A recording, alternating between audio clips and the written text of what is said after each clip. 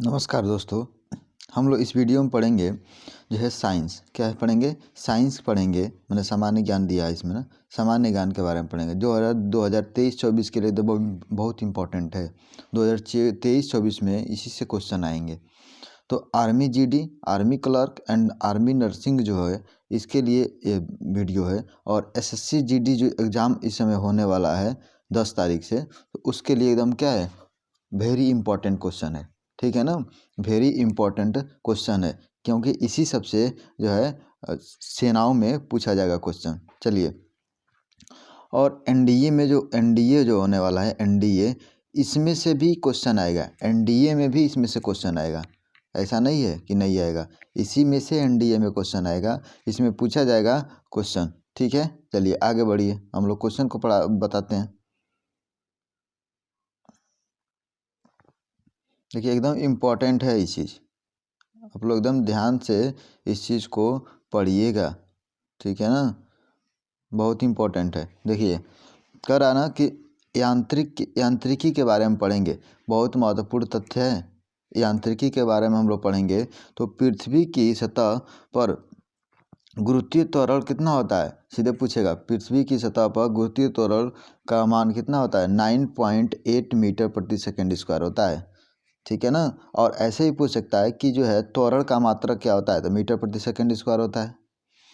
जी का मान, अगला देखिए, जी का मान भूमध्य रेखा पर ध्रुवों की अपेक्षा कम होता है। जी का मान जो होता है, माने गुरुत्वीय त्वरण का मान जो होता है वो क्या होता है? भूमध्य रेखा पर ध्रुवों की अपेक्षा कम होता है। तो भूमध्य रेखा पूछेगा, जी का मान अधिक होगा कि कम होगा, तो क्या होगा, माने ध्रुवों की अपेक्षा, यहाँ पे जी का मान जो है भूमध्य रेखा पर ध्रुवों की अपेक्षा क्या होगा? कम होगा। ठीक है, ये क्वेश्चन बनता है। चलिए आगे देखिए, जी का मान अगर जी का मान पृथ्वी से ऊपर जाने पर क्या होता है? घटता है। अगर जी का मान पृथ्वी से जाए, पृथ्वी तले ऊपर जाएंगे तो जी का मान घटेगा। ठीक है ना, आ रहा है समझ में? और जी पृथ्वी पाएंगे तो बढ़ेगा। आ गया समझ में? चलिए, पृथ्वी का माने जी का मान पृथ्वी के अंदर गहराई पर जाने पर घटता है। अगर देखिए पृथ्वी पर आ रहे तो नहीं कोई दिक्कत है, लेकिन इसमें अगर नीचे हम जाने लगे तो क्या घटेगा? नहीं, ऊपर भी जाने पर घटता है और नीचे भी जाने पर जी का मान घटता है। ठीक है ना, यही कह रहा है। पृथ्वी का मान पृथ्वी के केंद्र पर क्या होता है? शून्य होता है। पृथ्वी का माने पृथ्वी में पर जी का मान क्या होता है? पृथ्वी के केंद्र पर क्या होता है? जीरो हो जाता है। केंद्रवा पर क्या हो जाएगा? यहाँ पे पृथ्वी के अगर सेंटर जहाँ होगा, पृथ्वी का होगा ना, तो कहीं सेंटर होगा कि नहीं? तो अगर सेंटर पर जाएंगे तो इसका जी का मान कितना हो जाएगा? जी का वैल्यू कितना हो जाएगा? जी इक्वल टू जीरो हो जाएगा। आया समझ में? मैंने गुरुत्वीय त्वरण कितना हो जाएगा? जीरो हो जाएगा। चलिए आगे देखिए,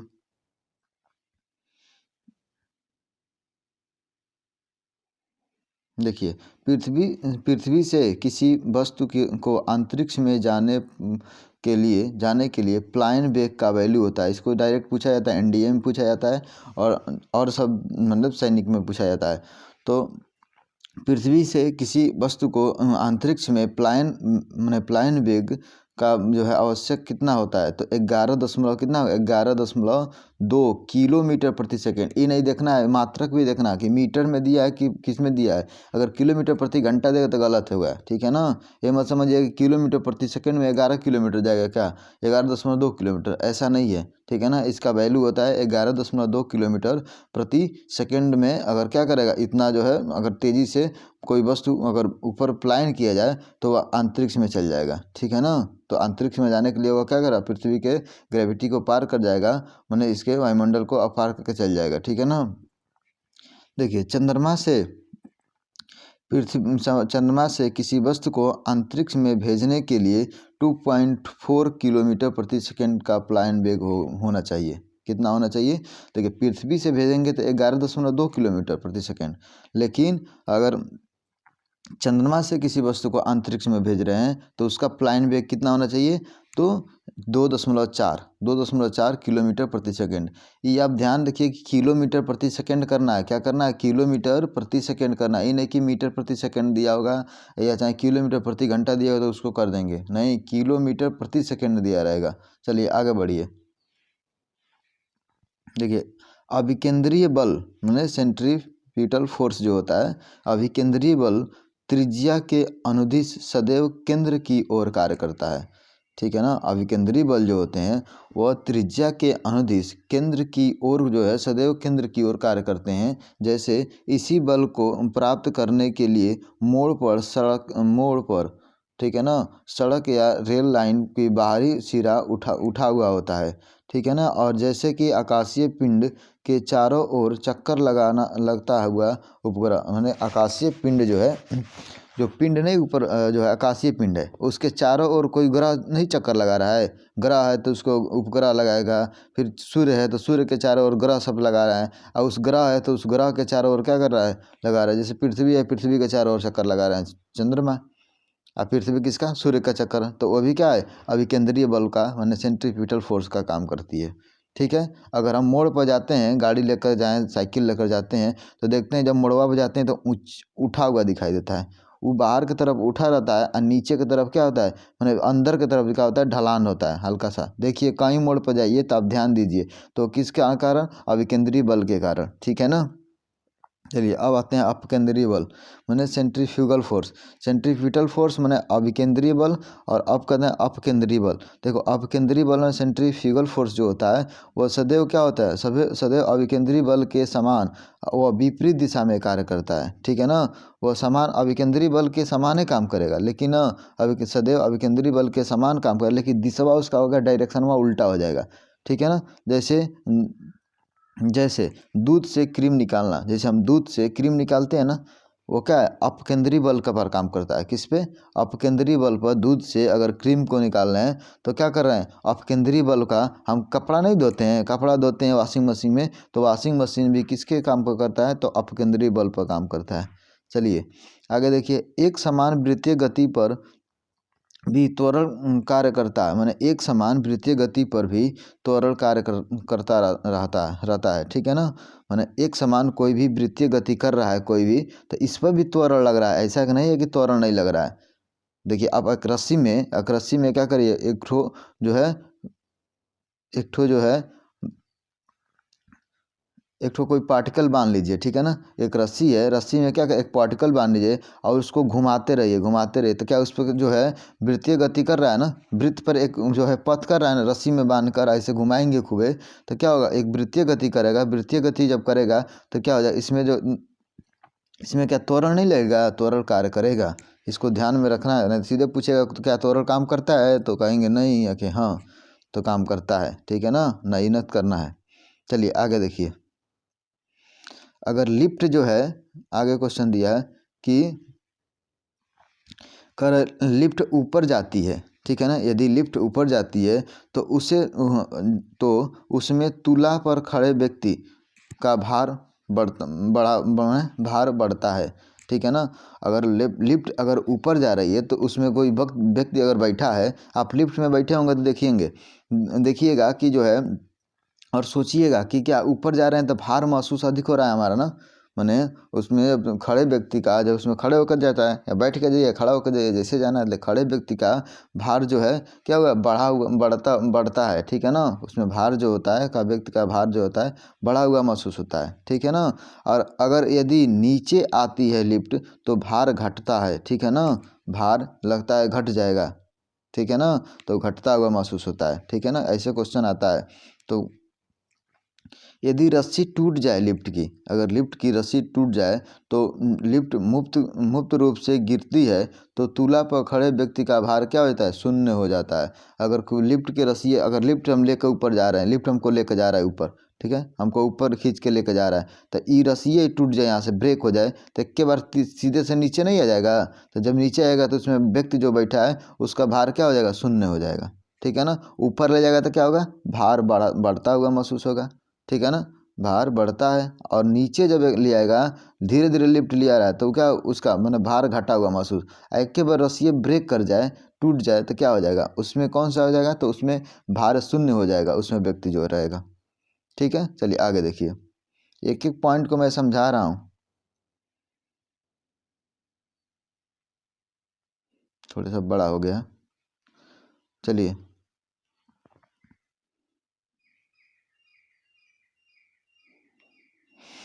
देखिए यदि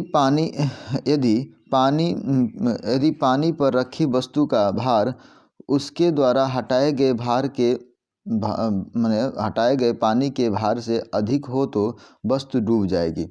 यदि जो है पानी पर रखी हुई वस्तु का भार उसके द्वारा हटाए गए पानी के भार से जब अधिक होगी तो क्या होगा, वस्तु डूब जाएगी। यदि कम होगी तो वस्तु क्या हो जाएगी, पानी पर तैरती रहेगी। और इसी कारण जो है लकड़ी का जो है मोटा बीम तैरता है और एक कील जो है वो क्या करता है, डूब जाता है। अब देखिए एक छोटा सा कण लीजिएगा, देखिएगा वो डूब जाएगा क्योंकि उसका जो क्षेत्रफल है ना कम है और उसका भार ज़्यादा है। तो पानी द्वारा जब पानी को हटा रहा है तो क्या हो रहा है, उसका भार क्या हो रहा है, उसका तभी भी पानी से यही कह रहा है कि पानी द्वारा उसके द्वारा हटाए गए पानी के भार से अधिक हो जाता है। तो उसके द्वारा जब पानी जो हटा रहा है ना उस पनिया से भारवा से अधिक हो जा रहा है, इसीलिए वह डूब जा रहा है। अगर पानी द्वारा जब पानी हटाता है नहीं हटा रहा है और उसका भारवा उस पनिया से कम हो रहा था तो क्या हो जाता है, अगर वस्तु का पानी पर तैरता है कब, यदि कम रहता है तो। ठीक है ना। देखिए आप नाव जो है ना, नाव देखिए ना उसका कैसे तैरने लगता है, पानी के भार से वो कम रहता है इसीलिए तैरता है। भले वो कितना वजन लादा देंगे ना उसको दिक्कत नहीं है, वो नहीं डूबेगा क्योंकि उसका क्षेत्रफल भी ज़्यादा है पीछे से। तो ऐसे नाव बनाया जाता है तो कहाँ डूबता है, नहीं डूबता है ना। इसीलिए लेकिन कील जो है ना, एक पतला सा कील लेंगे तो क्या होगा, पानी में डूब जाएगा तुरंत। ठीक है, इस चीज़ को ध्यान में रखिएगा। चलिए देखिए यहाँ पे पेंडुलम की घड़ियाँ गर्मियों में धीरे चलती है। जो पेंडुलम की घड़ियाँ जो होती है गर्मियों में धीरे चलती है क्योंकि पेंडुलम की लंबाई गर्मियों में बढ़ जाती है। सीधे पूछेगा पेंडुलम की लंबाई गर्मियों में धीरे चलती है क्यों, पेंडुलम की लंबाई बढ़ जाती है, पेंडुलम की लंबाई घट जाती है कि क्या होती है, पूछेगा। तो क्या होती है, उसकी लंबाई जो है धीरे इसलिए चलती है, पेंडुलम की घड़ियाँ जो होती है वो धीरे चलती है क्योंकि न पेंडुलम की लंबाई क्या होती है, गर्मियों में बढ़ जाती है। और पेंडुलम की लंबाई छोटी होने पर घड़ी क्या हो जाती है, तेज चलने लगती है। समझ में आ गया ना। अगर कोई भी चीज़ जो बड़ा रहेगा तो उसको गति करने में टाइम लगेगा। ठीक है ना। अगर छोट रहेगा तो गति करने में कम टाइम लगेगा, तो तेज़ी से चलेगा। आगे समझ में, चलिए आगे देखिए। कह रहा है कि बर्मा प्रेस मैंने रुई को दबाने का मशीन होता है। ठीक है ना, रुई को दबाना है तो बर्मा प्रेस उसको कहते हैं। कोई भी बर्मा हो मैंने बर्मा प्रेस हो, पास्कल नियम के पर कार्य करता है। हाइड्रोलिक दाब का सिद्धांत भी पास्कल का है। ठीक है ना। हाइड्रोलिक दाब जो है, हाइड्रोलिक ब्रेक या हाइड्रोलिक दाब, वो किसका सिद्धांत है, तो पास्कल का। सीधे कुछ हाइड्रोलिक दाब किसका सिद्धांत होता है, तो पास्कल का। और बर्मा प्रेस किसके नियम पर काम करता है, तो पास्कल के नियम पर काम करता है। ये देखिए सुई में दवा डॉक्टर भरता है ना, देख रहे सिरिंज से दाबते हैं तो वो किसके नियम पर काम करता है, वो भी पास्कल के नियम पर काम करता है। जो जो आप ब्रेक लगाते हैं गाड़ी में, ब्रेक वही हाइड्रोलिक दाब का रहा है। तो गाड़ी में जब ब्रेक लगाते हैं ना, वो भी पास्कल के नियम पर कार्य करता है क्योंकि वह उसमें लिक्विड भरा रहता है ना, तेल आयल होता है। ठीक है ना। जब 4 व्हीलर है उसमें पास्कल का, ट्रैक्टर है उसमें पास्कल के नियम पर काम करता है।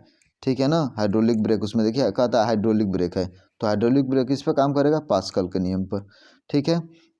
जो अपने घर जो आपके घर जो अगर होगा बर्मा होगा, बर्मा, ये बर्मा प्रेस की बात कर रहा है। तो इसमें मैंने रुई को दबाने का गट्ठर उसी तरह वो भी काम करेगा। जो आपके घर बर्मा है, देखिए लकड़ी को छेदना है तो भी क्या पास्कल के नियम पर काम करता है ना। देखिए छेदते छेदते घुमाएंगे तो छेदते छेदते छेद देगा बाहर तक। ठीक है ना। चलिए ड्रिल मशीन है वो भी वही काम कर, क्योंकि प्रेशर देते हैं उस पर तब काम करता है। चलिए आगे बढ़िए। थोड़ा सा वीडियो लंबा होगा, इसमें पूरा जो है थ्योरी को कवर कराएंगे और उसके बाद दूसरे में एमसीक्यू को कराएंगे। चलिए रेखीय संवेग संरक्षण नियम न्यूटन की गति के दूसरे नियम पर आधारित है। कह रहा है रेखीय संवेग संरक्षण किस पे जो है डिपेंड करता है, तो न्यूटन के दूसरे नियम पर। सीधे क्वेश्चन कहेगा कि रेखीय संवेग संरक्षण का नियम न्यूटन का कौन सा नियम है, तो दूसरा नियम है। ठीक है। रॉकेट रेखीय संवेग संरक्षण के नियम पर आधारित है। रॉकेट जो चलता है ना वह किस पे आधारित होता है, रेखीय संवेग संरक्षण पर आधारित होता है। पृष्ठ तनाव ताप बढ़ने पर क्या होता है, कम हो जाता है। पृष्ठ तनाव का क्या होता है, अगर ताप टेम्परेचर को बढ़ा दिया जाए तो पृष्ठ तनाव कम नहीं होगा। ठीक है ना। देखिए शहद जब गिराइए, शहद को गिराइएंगे तो क्या हो जाएगा, उसका पृष्ठ तनाव कम रहेगा। अगर वहाँ पे टेम्परेचर कम रहेगा उसका, तो अगर क्या हो जाएगा, वो पृष्ठ तनाव कम रहेगा। अगर उसको हीट कर देना तो क्या होगा, उसका पृष्ठ तनाव माने कम नहीं हो जाएगा, माने इसका पृष्ठ तनाव अधिक रहेगा, माने ज़्यादा लगे लगा रहेगा। अगर उसको गर्म कर देना तो क्या हो जाएगा, पृष्ठ तनाव कम हो जाएगा। वही कह रहा है, पृष्ठ तनाव ताप बढ़ाने पर क्या होता है, कम हो जाएगा। ताप टेम्परेचर दे दिया जाए तो कम हो जाएगा, अगर टेम्परेचर जो है कम कर दिया जाए तो क्या हो जाएगा, अधिक हो जाएगा। ठीक है ना, तो वही कह रहा है। केशिकत माने कैपिलरी के द्वारा पौधों में पानी का चढ़ना, माने किसके कारण पौधों में पानी चढ़ता है, तो केशिकत्व के कारण, माने कैपिलरी जो है, कैपिलरी के कारण जो है पौधों में पानी चढ़ता है। देखिए आपके घर जो है दिया जलता है, दिया, ठीक है ना, जलता है ना, ऐसे दिया जो है जलेगा, तो जब दिया जलता है तो उसमें क्या, किसके कारण जो है तेल चढ़ता है, तो केशिकत्व के कारण तो चढ़ता है। उसमें पतला पतला जो है केशिकत नली होती है, उसी कारण क्या चढ़ता है। इसी तरह जो है कह रहा है कि पौधों में पानी चढ़ता है केशिकत्व नली का, हल्का पतला पतला नली होती है, कैपिलरी नली होती है, उसी कारण क्या होता है, ऊपर पानी चढ़ता है। चलिए आगे देखिए। देखिए अब इस पर कह रहा है केशिकत जो है, केशिकत पृथ्वी की अपेक्षा चंद्रमा पर 6 गुना ज़्यादा होता है। माने केशिकत जो होती है पृथ्वी की अपेक्षा चंद्रमा पर कितना गुना होता है, 6 गुना होता है, क्योंकि उसके जो है गुरुत्व के कारण होता है। चलिए, तैरना न्यूटन के गति का तृतीय नियम पर आधारित है। तैरना क्या है, न्यूटन के तृतीय नियम पर आधारित है। न्यूटन का तृतीय नियम क्या है, तो न्यूटन की गति के तृतीय नियम पर आधारित है। तो न्यूटन की गति का क्या है, क्रिया प्रतिक्रिया का नियम है, ठीक है ना, क्रिया प्रतिक्रिया के नियम है। तो तैरना, तैरते हैं, देखा अपने हाथ से देखते हैं ना, पानी को ठेलते हैं तो पानी भी हमको ठेलता है, ठीक है ना, वही क्या कहलाता है, क्रिया प्रतिक्रिया का नियम कहलाता है। यदि पृथ्वी की त्रिज्या कम हो जाए तो उसका परिणाम परिभ्रमण काल क्या हो जाएगा। यदि पृथ्वी की त्रिज्या कम हो जाए तो उसका परिभ्रमण काल क्या हो जाएगा, कम हो जाएगा, ठीक है ना। अगर पृथ्वी की त्रिज्या घटा दें तो परिभ्रमण काल क्या होगा, उसका घूमना जो है घूम रहा है वो क्या हो जाएगा, कम नहीं हो जाएगा, और तथा दिन की अवधि घट जाएगी। तो क्या हो जाएगा, दिन की अवधि क्या हो जाएगी, घट नहीं जाएगी, घट जाएगी। चलिए, यदि कह रहा है, यदि चलती गाड़ी के अचानक रुकने पर आदमी आगे की ओर गिर जाता है, न्यूटन के प्रथम नियम या जड़त्व के नियम पर आधारित है। अगर कहता ना कि जो है गाड़ी चल रही है तो आदमी क्या, अचानक रुकने पर क्या आदमी आगे की तरफ गिर जाता है, ठीक है ना, आगे की तरफ गिर जाता था। तो न्यूटन के जो है प्रथम नियम पर आधारित है, जिसको जड़त्व का नियम कहते हैं, गति के जड़त्व का नियम कहते हैं इसमें, ठीक है ना। क्वेश्चन आएगा गति का जड़त्व नियम क्या है, तो पहला नियम क्या है, तो गाड़ी जो आगे चल रही है तो उसमें क्या है, उसमें बैठे आदमी आगे की तरफ झुक जाएगा तो क्या हो जाएगा, आगे की तरफ मैंने रुक जाएगी तो आगे क्या आगे की तरफ झुक जाता है ना। अगर फिर से जब चलना स्टार्ट करती है तो क्या हो जाएगा, पीछे की तरफ झुक जाता है। तो ये भी क्या है, न्यूटन के गति का प्रथम नियम है, जिसको जड़त्व का नियम कहते हैं, ठीक है ना। चलिए आगे बढ़िए। न्यूटन का नियम एकदम पढ़ाएंगे अलग से तो एकदम बेहतरीन तरीका से समझ में आएगा, ठीक है ना। चलिए देखिए यहाँ पे कर रहा है, सबसे अधिक प्रत्यास्थता प्रत्यास्थता क्वार्टर्ज में होती है। सबसे अधिक प्रत्यास्थता पूछेगा किस में होगी, यदि क्वार्टर्ज में, किस में, क्वार्टर्ज में होती है। और इसके बाद स्टील और रबड़ इत्यादि में होती है। सबसे अधिक क्वार्टर्ज किस में पूछेगा था, अधिक जो है पूछेगा प्रत्यास्थता किस में होती है, क्वार्टर्ज में करेंगे, ठीक है ना। उसके बाद स्टील में होगी और उसके बाद से रबड़ में होगी। आया समझ में। चलिए अब टेम्परेचर पर चलते हैं, टेम्परेचर पर चलते हैं, ऊष्मा, ठीक है ना, जिसको हीट कहते हैं। देखिए एक स्वस्थ मनुष्य का जो है तापमान जो होता है 98.4 डिग्री फ़ारेनहाइट होता है। कितना होता है, 98.4 डिग्री फ़ारेनहाइट होता है। एनडीए में क्वेश्चन पूछा हुआ है, फिर से ये आर्मी में पूछा हुआ है क्वेश्चन। एक स्वस्थ मनुष्य का ताप जितना होता है वो कितना होता है, 98.4 डिग्री फ़ारेनहाइट होता है। जब एनडीए का स्पेशल जब कराएंगे, एनडीए के लिए केवल स्पेशल कराएंगे जब एमसीक्यू, तो उसमें देखिएगा उसका एमसी भी कराएंगे और थ्योरी भी कुछ कराएंगे, जिस तरह इसमें करा रहे हैं उसी तरह उसमें भी थ्योरी कराएंगे। तो उसमें देखिएगा, क्यों क्वेश्चन तो अलग नहीं ना है, क्वेश्चन तो सब एक ही है, बस पूछने का तरीका अलग अलग। इसमें क्वेश्चन डाल देगा, इसमें इस एग्जाम में उठा कर डाल देगा, कहीं से डाल देगा, क्वेश्चन तो ही रहेगा। चलिए, एक स्वस्थ व्यक्ति का तापमान कितना होता है? 98.4 डिग्री फ़ारेनहाइट होता है। ये नहीं पूछेगा एक व्यक्ति का जो है तापमान कितना होता है, ये नहीं कह देंगे 98.4 डिग्री सेंटीग्रेड कह देंगे, गलती हो जाएगा, ठीक है ना। फ़ारेनहाइट में है ही, इसमें है, फ़ारेनहाइट में है, इसको ध्यान में रखना, ये फ़ारेनहाइट में दिया है। अगर एक पूछेगा कि एक स्वस्थ मनुष्य का जो है टेम्परेचर कितना होता है, तो सीधे कहेंगे ना कि लगभग 37 डिग्री सेंटीग्रेड में होता है। तो या इसी को हम कहीं लिख 37 डिग्री बुक में मतलब दिया रहता है, या 37.9 डिग्री सेंटीग्रेड होता है, 36.9 डिग्री सेंटीग्रेड, ठीक है ना, डिग्री सेंटीग्रेड में होता है, या तो 37 डिग्री, दोनों में से जो दिया हुआ उसको टिक कर लेंगे। आया समझ में? चलिए आगे बढ़िए। ये नहीं कि हम कह रहा है कि जो है फ़ारेनहाइट में बताइए, तो हम बता देंगे सेंटीग्रेड में, ठीक है ना, क्योंकि ये फ़ारेनहाइट की एफ की जगह पे क्या है, सी भी दिया रहेगा। देखिए फ़ारेनहाइट और सेंटीग्रेड में, फ़ारेनहाइट और सेंटीग्रेड में जो है -40 डिग्री जो है -40 डिग्री सेंटीग्रेड पर समान होते हैं। पूछेगा फ़ारेनहाइट और जो है सेंटीग्रेड किस पैमाने पर किस टेम्परेचर पर समान होते हैं, तो क्या होता है, -40 डिग्री सेंटीग्रेड पर दोनों क्या होते हैं, समान होते हैं। चलिए, पारे का क्वथनांक 357 डिग्री सेंटीग्रेड है, और सामान्यतः यह 357 डिग्री सेंटीग्रेड का ताप माप सकता है, ठीक है ना।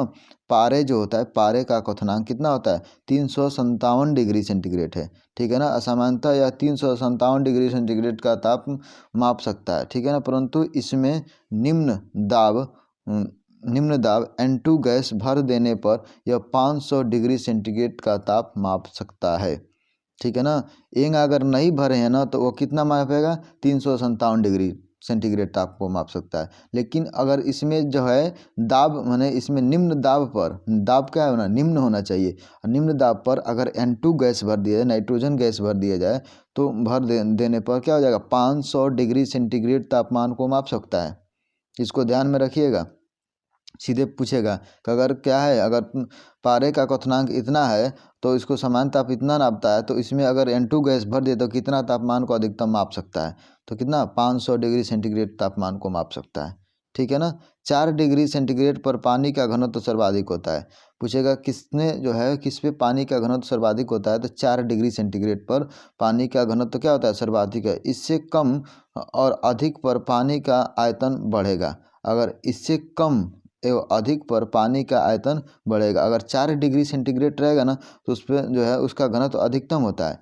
लेकिन अगर उससे कम किया जाए या अधिक किया जाए, तो आयतन क्या हो जाएगा, बढ़ने लगेगा। जैसे पानी जो है माने उसका जो है, इसका जो है इससे कम या अधिक ताप पर क्या होगा, पानी बढ़ेगा। अधिक ताप पर किया तो पानी बढ़ेगा, कम किया जाएगा तब देखते हैं ना कि वहाँ पे उस पर डिपेंड करता है, बर्फ़ जम जाता है तो क्या उसका आयतन बढ़ जाता है ना। चलिए, त्रिक बिंदु का मात्रक क्या मान क्या होता है, त्रिक बिंदु का मान क्या होता है, तो त्रिक बिंदु का मान 273.16 डिग्री सेंटीग्रेड डिग्री केल्विन होता है। नहीं होता है, 273.16 डिग्री केल्विन होता है। नहीं कहता कि इस त्रिक बिंदु का या केल्विन में चेंज करिए, तो चेंज नहीं करते हैं। अगर कहेगा 30 डिग्री सेंटीग्रेड को, ठीक है ना, 30 डिग्री सेंटीग्रेड को केल्विन में चेंज करिए, तो क्या चेंज नहीं कर लेंगे, इसमें भर के कर लेंगे, बस जोड़ देंगे, इतना में हो जाएगा। चलिए आगे बढ़िए। यहाँ पे देखिए कि जो है ठोस से सीधे गैस में बदलने की प्रक्रिया को क्या कहते हैं, सब्लिमेशन कहते हैं या ऊर्ध्वपातन कहते हैं। ठोस से गैस में बदलने की प्रक्रिया को क्या कहते हैं, सब्लिमेशन या ऊर्ध्वपातन कहते हैं। देखते हैं कपूरवा को जलाते हैं तो क्या होता है, कपूर जो जलता है वो सीधे पूछेगा किस विधि का, किसका जो है रूपांतर भी, कौन सा विधि लग रहा है, तो जो है ऊर्ध्वपातन। कपूर को जब जलाते हैं तो बिना द्रव में बदले गैस में बदल जाता है। आयोडीन हो गया, कपूर हो गया, ठीक है ना, ये सब क्या है, वो सीधी ठोस से गैस में बदल जाता है, वही ऊर्ध्वपातन कहलाता है। देखिए, दाब बढ़ाने से पानी का क्वथनांक क्या हो जाएगा, बढ़ जाएगा। अगर दाब बढ़ाया जाएगा तो पानी का क्वथनांक कम हो जाएगा। इसी कारण क्या होता है, प्रेशर कुकर में खाना जल्दी से पक जाता है, ठीक है ना, माने शीघ्र खाना पकता है। अगर दाब बढ़ाया जाए, अगर दाब कोई भी चीज़ को बढ़ाएंगे तो क्वथनांक तो बढ़ जाएगा। देखते हैं घर पे आप कुकर रखे हैं, कुकर में आप लोग के पास है, तो उसमें देखिएगा पानी डालिएगा तो देखिए जल्दी से खाना बन जाएगा, क्योंकि उसमें प्रेशर हो जाता है ना, प्रेशर। देखिए उसको प्रेशर होता है, कोई जल्दी से खुलता है तो देखिए तुरंत जब से उसमें से गैस निकलेगा नहीं, तब तक क्या हो जाएगा, उसको खोल नहीं पाएंगे, ठीक है ना। अगर हड़ाक से खोलेंगे, एक ही बार गैस निकले, मुँह वो जला देगा, ठीक है ना। इसीलिए क्या कहते हैं कि दाब बढ़ाने से पानी का क्वथनांक क्या होता है, बढ़ जाता है, और इसी कारण प्रेशर कुकर में खाना क्या होता है, शीघ्र पकता है, ठीक है ना, जल्दी पक जाता है। चांदी ऊष्मा का सर्वोच्चतम सुचालक धातु है। चांदी जो होती है वह ऊष्मा का सर्वोच्चतम सुचालक होती है। देखिए चांदी जो होती है ऊष्मा का सबसे अधिक सुचालक होता है, उसमें जो है तेजी से वो गर्म होगा चांदी, ठीक है ना। उसी तरह अगर चांदी भी विद्युत का भी सुचालक होती है, सबसे अच्छा सुचालक है तो क्या होती है, जो चांदी होती है। और सबसे अच्छा जो है अगर सुचालक है ऊष्मा का तो ये क्या होती है, ये भी चांदी होती है। चलिए आगे देखिए, एक एक पॉइंट को मैं समझा रहा हूँ, ठीक है ना, एक एक पॉइंट को मैं समझाने की कोशिश कर रहा हूँ कि कोई भी स्टूडेंट को कोई समस्या ना हो। चलिए देखिए, अब यहाँ पे जो है दिया है कि ऊष्मा का संचरण कैसे होता है, किस विधि से होता है, उसको मैं बताऊंगा। ऊष्मा का जो संचरण हो रहा है वो किस विधि से हो रहा है उसको मैं बताऊंगा। चलिए देखिए यहाँ पे, देखिए ऊष्मा का संचरण किस विधि से होता है, यही कह रहा है। ऊष्मा का संचरण सदैव उच्च ताप से निम्न ताप की ओर होता है, ठीक है ना। ये 3 प्रकार का होता है, ठीक है ना। ऊष्मा का संचरण जो होता है उच्च ताप से निम्न ताप की ओर होता है। तो ऐसा ही ना होगा, ऊष्मा का संचरण कैसे होगा, उच्च ताप से निम्न ताप की ओर होगा।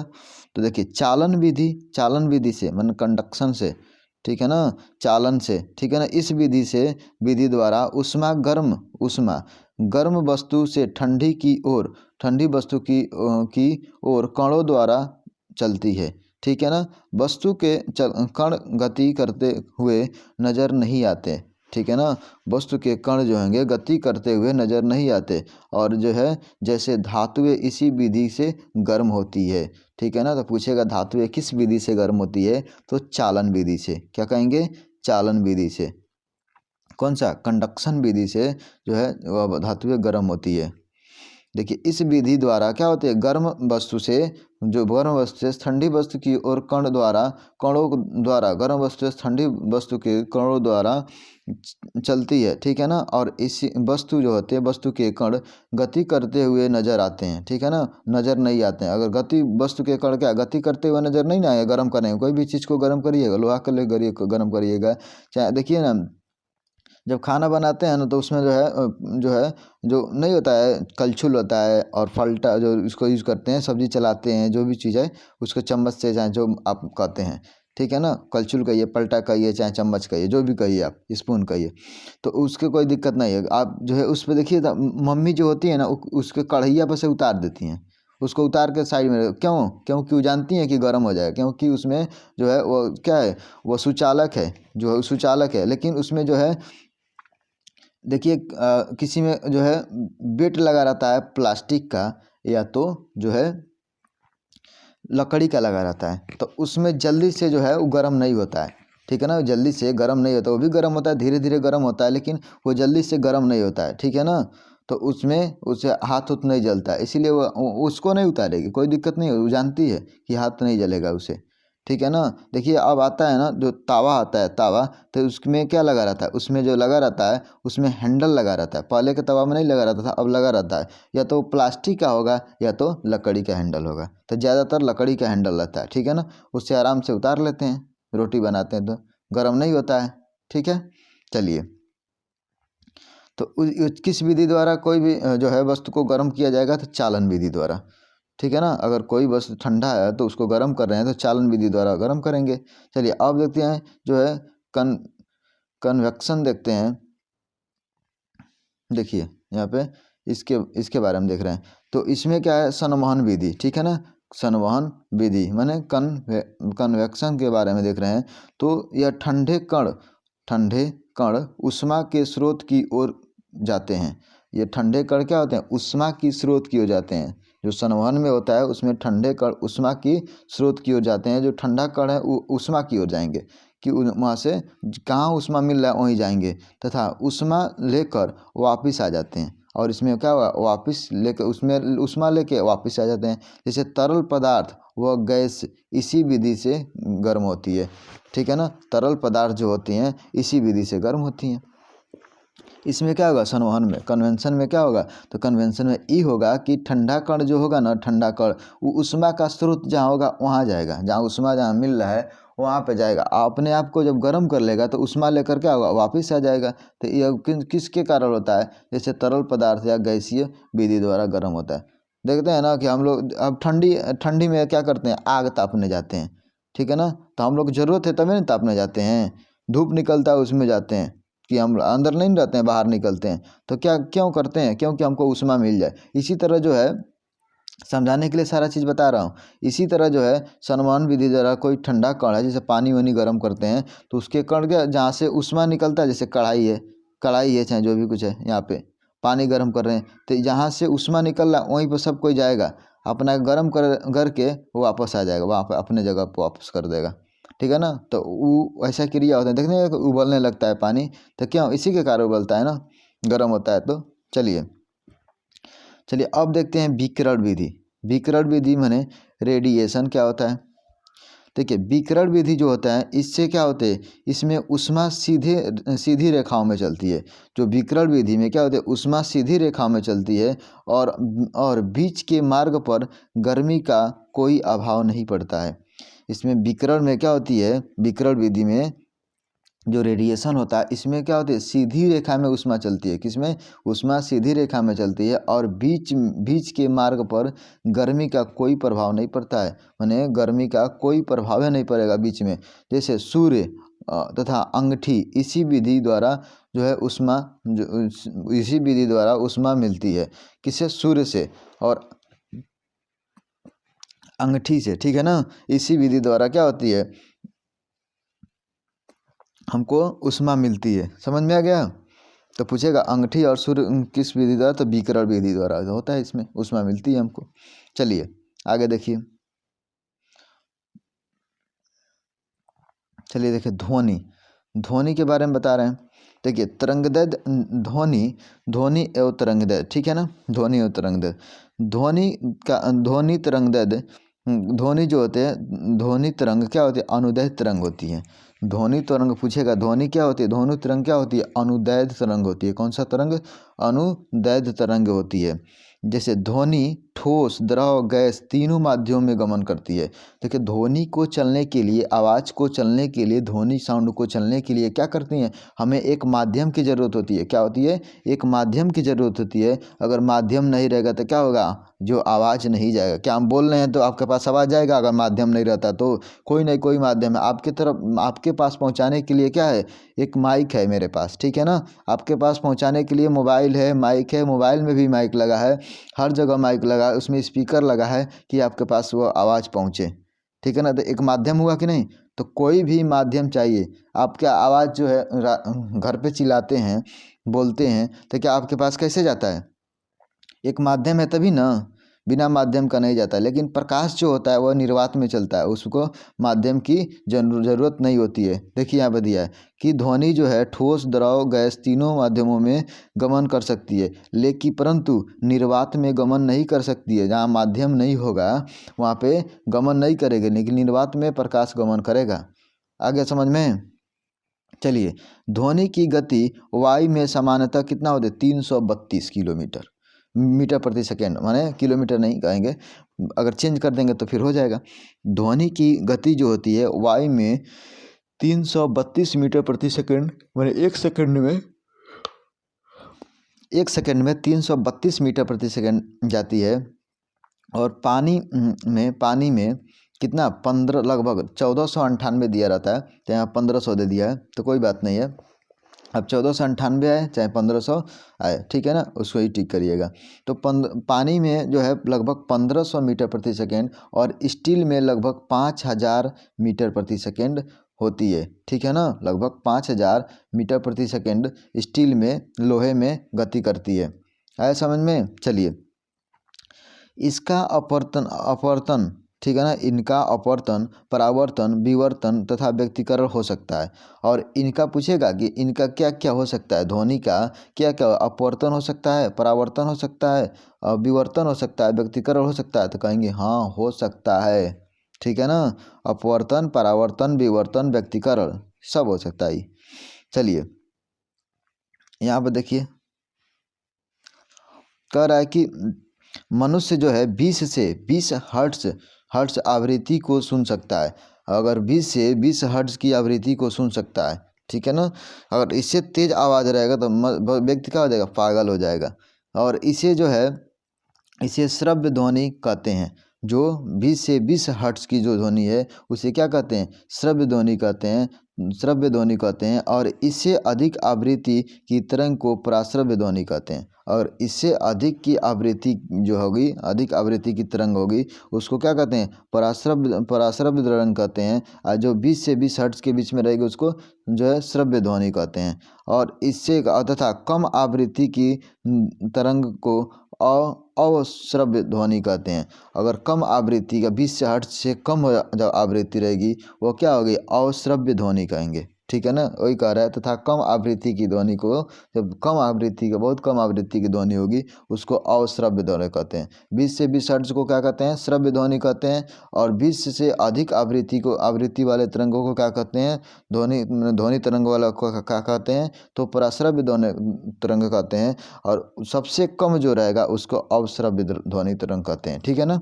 चलिए यहाँ पर देखिए कि जो है 1 डिग्री सेंटीग्रेड ताप बढ़ाने पर, अगर 1 डिग्री सेंटीग्रेड ताप बढ़ने पर वायु में ध्वनि की गति 0.61 मीटर प्रति सेकंड बढ़ती है, ठीक है ना। कह रहा है कि 1 डिग्री सेंटीग्रेड ताप बढ़ने पर वायु में ध्वनि की गति 0.61 मीटर प्रति सेकंड बढ़ती है। देखिए ठंडी जो होती है ना, ठंड में वो उसमें जो है वायु में गति का चाल क्या होता है, कम रहता है। लेकिन उसमें जब 1 डिग्री सेंटीग्रेड अगर टेम्परेचर बढ़ेगा, जैसे गर्मी आने लगता है तो उसमें अब बोलेंगे तो दूर तक आवाज़ सुनाई देगा, ठीक है ना, दूर तक सुनाई देगा। लेकिन ठंडी में क्या होता है, कम माने नज़दीक तक सुनाई, ज़्यादा दूर तक नहीं सुनाई देती है, क्योंकि वो यही काम तो होता है। 1 डिग्री सेंटीग्रेड तापमान बढ़ते हैं तो जब तापमान बढ़ेगा तो हमारा जो है गति का, उसके ध्वनि की गति बढ़ेगी। अगर घटेगा तो क्या घटेगी, आया समझ में। तो वही कह रहा है 1 डिग्री सेंटीग्रेड तापमान बढ़ने पर जो है वायु में ध्वनि की गति कितनी होती है, तो 0.61 मीटर प्रति सेकंड बढ़ जाती है। तो इसी वही क्वेश्चन में देगा कितना बढ़ जाती है, तो 0.61 मीटर प्रति सेकंड बढ़ जाती है। चलिए आगे बढ़िए, एक एक पॉइंट को मैं समझा रहा हूँ, ठीक है ना। ये नहीं कि इसमें खाली इसी में देख रहे हैं कि हाँ इसमें बस उतना ही क्वेश्चन दिया है, बहुत क्वेश्चन बता रहा हूँ, उस चीज़ को ध्यान में रखिएगा। चलिए कह रहा है विद्युत, इलेक्ट्रिक के बारे में बता रहा हूँ, विद्युत के बारे में। तो विद्युत जो होता है ना, देखिए विद्युत बल जो होती है, विद्युत बल रेखाएं एक दूसरे को काटती नहीं है। विद्युत बल रेखाएं एक दूसरे को नहीं काटती है, यही निकल रहा है। विद्युत बल रेखाएं एक दूसरे को कभी काटती नहीं है, ठीक है ना। चलिए ट्रांसफार्मर जो है अन्योन प्रेरण के सिद्धांत पर काम करता है। सीधे पूछेगा ट्रांसफार्मर किसके सिद्धांत पर काम करता है, तो ट्रांसफार्मर जो होते हैं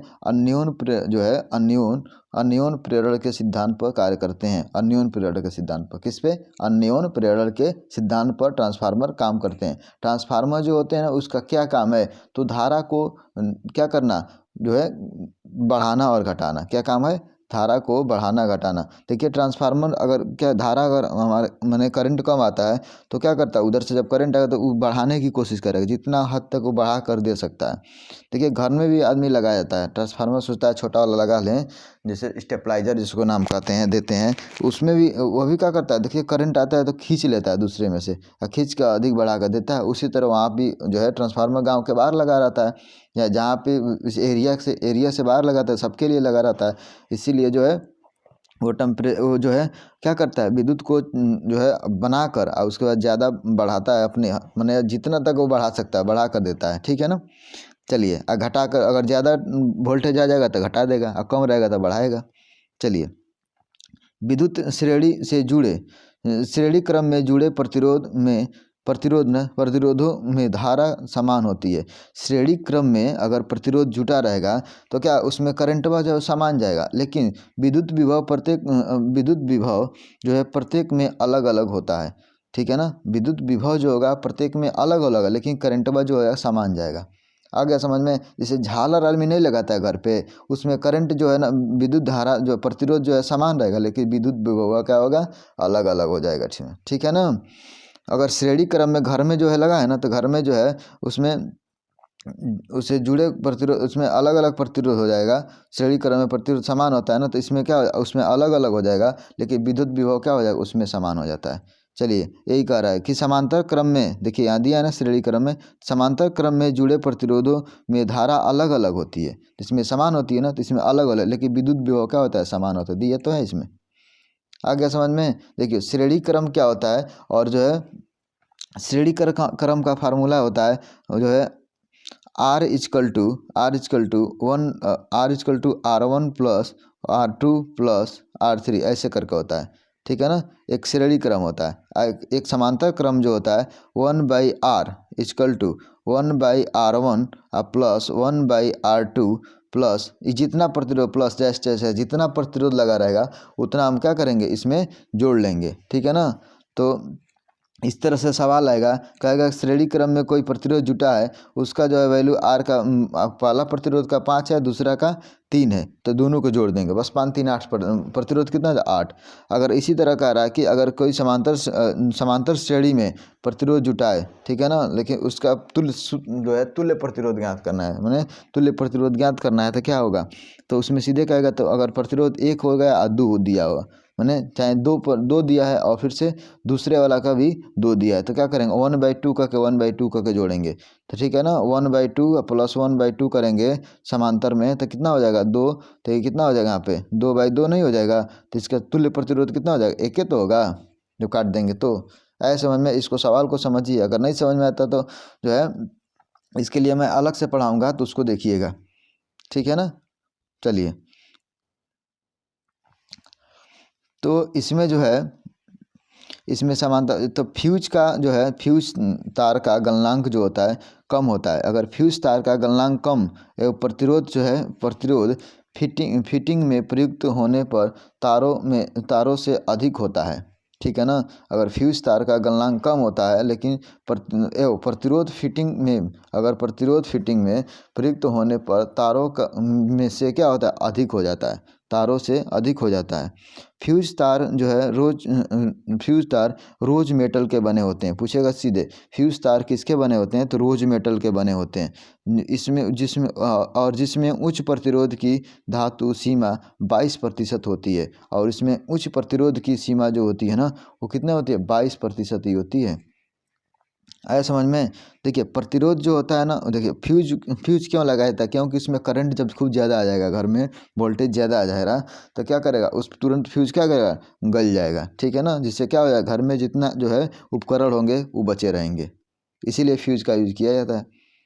चलिए, और जो अभी बताए हैं सबसे जो है सबसे तेज़ी से जो है करंट किस में आ जाएगा, मैंने जो सबसे ज़्यादा अच्छा सुचालक कौन होगा, तो अभी बताएं सिल्वर, बताया ना सिल्वर, उसके बाद कापर, ये सब क्या होते हैं अच्छा सुचालक होते हैं। इसीलिए तो आदमी जो है कापर का यूज करता है, ठीक है ना, कापर का यूज करता है। सिल्वर तो बहुत महंगा है, तो इसका तो यूज करेगा नहीं, ना तो लोग एक चोरा वरा लेगा, सब काट उठ लेगा, जितना रहेगा कहेगा छोड़ेगा का नहीं छोड़ेगा, ठीक है ना। चलिए, विद्युत धारा का मात्रक क्या होता है, विद्युत धारा का मात्रक क्या होता है एम्पियर होता है। सीधे क्वेश्चन आता है विद्युत धारा का मात्रक क्या है एम्पियर है।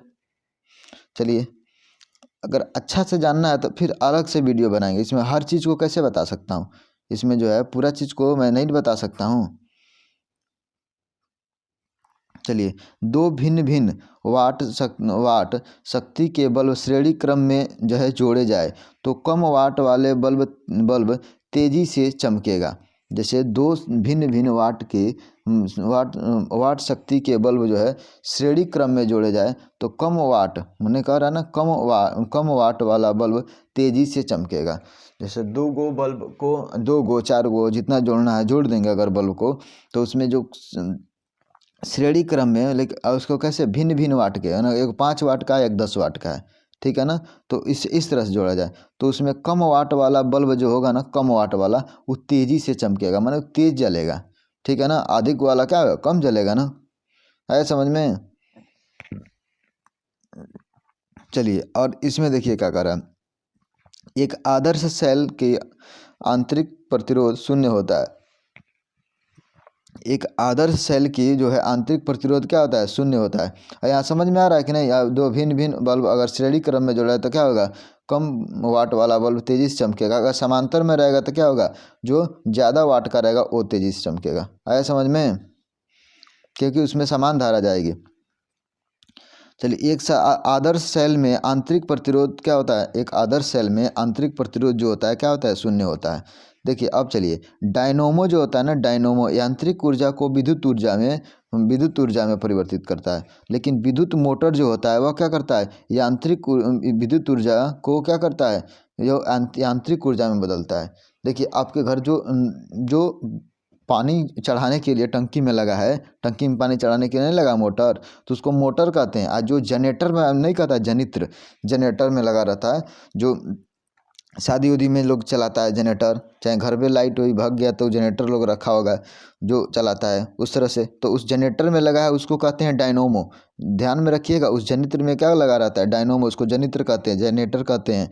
तो उसमें डायनोमो लगाता है। डायनोमो क्या करता है, यांत्रिक ऊर्जा को विद्युत ऊर्जा में परिवर्तित करता है, ठीक है ना। और विद्युत मोटर जो होता है वो क्या करता है, विद्युत ऊर्जा को यांत्रिक ऊर्जा में बदलता है, माने कुछ काम करता है। विद्युत मोटर क्या करंटवा को लेकर क्या कर देगा, कुछ काम कर देगा। आई वाला यंत्र को मैंने कुछ यंत्र को लेकर वो क्या करता है, लाइन मैंने करंट में बदल देगा। तो इसी तरह याद कर लीजिए आप। चलिए, श्रेणी क्रम में कम वाट का बल्ब समांतर क्रम की में उच्च वाट के बल्ब से जल्दी फ्यूज होते हैं। अगर श्रेणी क्रम में कम वाट का बल्ब एवं समांतर क्रम में उच्च वाट का बल्ब जल्दी फ्यूज होते हैं। इसीलिए ना अभी बताएं ऊपर कि जो कम जो है श्रेणी क्रम में कम वाट का बल्ब जो है तेज चमकेगा, माने तेज जलेगा, ठीक है ना। और समांतर क्रम में जो है उच्च वाट का बल्ब जो होगा वो तेज जलेगा, इसीलिए क्या करेगा, वो जल्दी फ्यूज हो जाएगा। जलेगा ज़्यादा वो तो जलवे करेगा, मानेगा नहीं, जलेगा तो जलेगा, जितना यूज होगा उतना जल्दी फ्यूज होगा। चलिए आगे देखिए, ये पूरा फिजिक्स है। अभी देखिए प्रकाश के बारे में, लाइट के बारे में पढ़िए। प्रकाश का चाल जो है कितना होती है, प्रकाश की चाल निर्वात में प्रकाश चलता है, ठीक है ना। निर्वात में प्रकाश की चाल 3 लाख किलोमीटर प्रति सेकंड होती है। कितना होती है, 3 लाख किलोमीटर प्रति सेकंड होती है, या जो है 3 × 10⁸ मीटर प्रति सेकंड होती है, ठीक है ना। चलिए इतना आपको मालूम होना चाहिए। चलिए, निकट दृष्टि दोष के बारे में बता रहे हैं। इसमें हर चीज़ नहीं दिया है, बस जो है उसको बता दे रहा हूँ। निकट दृष्टि दोष वह दोष है जिसमें निकट की वस्तु अस्पष्ट दिखाई देती है। निकट दृष्टि दोष का मतलब क्या है, जो निकट की वस्तु अस्पष्ट दिखाई, जिसको मायोपिया कहते हैं, ठीक है। निकट की वस्तु स्पष्ट दिखाई देगी परंतु दूर की वस्तु अस्पष्ट दिखाई नहीं देगी। इस दोष को जो है निराकरण के लिए अवतल लेंस का चश्मा का प्रयोग करते हैं, ठीक है ना। अगर निकट दृष्टि दोष हो गया तो क्या होगा, निकट की वस्तुएं दिखाई देगी लेकिन दूर की वस्तुएं दिखाई नहीं देगी। इसीलिए कौन सा लगाएंगे लेंस, अवतल लेंस लगाएंगे, ठीक है ना। क्योंकि वहाँ पे जो है निकट की वस्तु, जो निकट दृष्टि दोष हो जाता है तो उसमें क्या होता है कि निकट की वस्तु दिखाई देती है लेकिन दूर की वस्तु नहीं दिखाई देती है। आया समझ में। तो जब निकट की वस्तु दिखाई देगी निकट दृष्टि दोष में, तो वहाँ पे क्या बनेगा, जो आँख में जो बनेगा, आँख में रेटिना से पहले बन जाएगा। प्रतिबिंब कहाँ बन जाएगा, रेटिना से पहले बन जाएगा। रेटिना के बाद नहीं बनेगा, रेटिना से पहले जब बन जाएगा, क्योंकि हमको निकट दृष्टि दोष इसमें बता रहे हैं हम। तो इसमें जब निकट दृष्टि दोष की बात है उसमें रेटिना से पहले प्रतिबिंब बन जाता है, माने वहाँ पे एक दूसरे को काटने रेखाएं क्या करती है, काट देती हैं। तो यहाँ पर नहीं पहुँच पाता है रेटिना पर, तो प्रतिबिंब कैसे बनाएगा, अच्छा से नहीं बनाएगा ना, तो स्पष्ट रूप से नहीं दिखाई देगा। अगर हमको जो है दूरदृष्टि माने हाइपरमेट्रोपिया जब हो जाएगा आदमी को, जब दूरदृष्टि हाइपरमेट्रोपिया हो जाएगा तो दूर की वस्तुएं स्पष्ट दिखाई देगी लेकिन निकट की वस्तुएं स्पष्ट रूप से नहीं दिखाई देगी। इसके बचाव के लिए उत्तल लेंस का उपयोग करेंगे, ठीक है ना। तो उत्तल लेंस का प्रयोग करेंगे। आज जिसमें दोनों का समस्या है, निकट और दूर दोनों का, तो उसमें कौन सी लगाएंगे, उसमें दोनों लेंस का प्रयोग करेंगे, ठीक है ना। अवतल उत्तल दोनों का, तो बाई उत्तल कहते हैं उसको, ठीक है ना। बाईफोकल कहेंगे या बाई उत्तल, मैंने दोनों उसमें रहना चाहिए, उत्तल और अवतल। उसी को जरा दृष्टि दोष कहते हैं। नहीं जो है बुजुर्ग आदमी हो जाता है तो दोनों हो जाता है। चलिए, और वड़नता इस नेत्र रोग में इससे परेशान रोगी के रंगों में भेद नहीं कर सकता। ठीक है ना। अगर कलर विजन हो जाएगा, कलर ब्लाइंडनेस हो जाएगा, कलर विजन जिसको कहते हैं या वर्णंधता कहते हैं, अगर वो जब आदमी को रहेगा तो क्यों कोई भी समस्या उस समस्या हल नहीं हो पाएगा। आए समझ में। नहीं, आदमी सेना में जाता है तो कलर विजन नहीं होता है। कलर विजन जब उसको कलर दिखाएंगे ना, वो कलर विजन वाला जब बुक आता है उसको जब आर्मी वाला चाहे जो भी जो है मेडिकल करते हैं वो लोग जब दिखाते हैं तो देखने लगता है, वो जानबे नहीं करता है क्या लिखा है इसमें। ठीक है ना। तो उसी से मालूम चल जाता है इसको कलर विजन है, तो तुरंत उसको मेडिकल से अनफिट कर देगा। तो क्या वर्णंधता है, वर्णंधता इसी को कहते हैं। ठीक है ना, जिसको कलर ब्लाइंडनेस कहते हैं। रात में रतौंधी होता है वो दूसरा होता है, ठीक है ना, लेकिन ये दूसरा चीज़ है। तो इसको क्या कोई भी लेंस लगाकर दूर नहीं किया, ये नहीं सोचेंगे कोनो जो है तरीका लगाएं इसको दूर हो जाए, तो ऐसा कुछ नहीं। ये आनुवंशिक होता है, अगर किसी के पिता का होगा तो उसको हो सकता है। ठीक है ना, आनुवंशिक होगा, मैंने किसी ना किसी घर में किसके होगा तभी हो रहा है, वो आनुवंशिक है। चलिए, लाल रंग, नीला रंग, हरा रंग क्या है, प्राथमिक रंग होते हैं। कहेगा निम्नलिखित में से कौन सा जो है प्राथमिक रंग के अंतर्गत आता है, तो लाल देगा, नीला देगा, हरा देगा, इसमें से कोई एक दे देगा और 3 ठो और अलग से दे देगा। ठीक है ना। ऐसे भी दे सकता है निम्नलिखित में से कौन सा जो है निम्नलिखित में से कौन सा जो है प्राथमिक रंग नहीं है, तो ये तीनों दे देगा, वो नहीं देगा, दूसरा कुछ दे देगा। ठीक है ना, काला वाला दे देगा। ठीक है ना। तो इसमें से आप ध्यान से इसको करिएगा। चलिए आगे बढ़िए, ध्वनि तरंगे के बारे में पढ़ें। अब इसमें जो है इतना ही दिया है। अब उसके बाद से हम लोग रसायन विज्ञान के बारे में देख रहे हैं। रसायन विज्ञान का कुछ फार्मूला है उसको देखिए। देखिए जो है रसायन विज्ञान का कुछ फार्मूला है, इसको मैं आपको बता रहा हूँ, ध्यान से देखिएगा, ये बहुत इंपॉर्टेंट है।